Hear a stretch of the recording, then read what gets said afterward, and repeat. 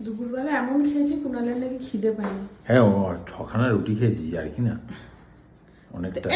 আর তারপরে কি, তারপরে রায়তা অতটা বাটিতে রায়তা খেয়ে তো বরঞ্চ মানে হজম হয়ে যাওয়ার কথা। আমার কিন্তু খিদে পেয়ে গেছে, আমি তো খেয়েছি। তো আজকে রাত্রে হচ্ছে কুমড়ো আলু পেঁয়াজ দিয়ে ভাজা, না শুধু কুমড়ো পেঁয়াজ ভাজা, আলু নেই বোধহয়, আর হচ্ছে রুটি ঘিয়ে মাখা। দারুণ হয়েছে কুমড়ো ভাজা। হ্যাঁ, আমার এরকম ভাবে পেঁয়াজ দিয়ে কুমড়ো ভাজা খেতে খুব ভালো লাগে। খেয়ে নাও, আমার যদিও খিদে পেয়ে গেছে না।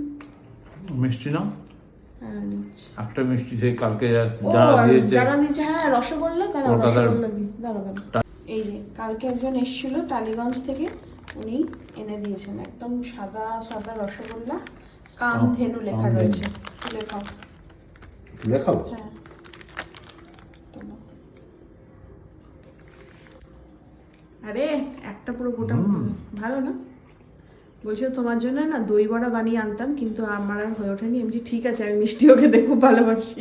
আপনার মিষ্টি আমি খেয়েছি, খুব ভালো লেগেছে, বলে বারবার বলে গেছে খাবে। হ্যাঁ নিশ্চয়ই খাও বাবা, তুমি এত ভালোবেসে পাঠিয়েছো, খাবো না? অবশ্যই খাবো।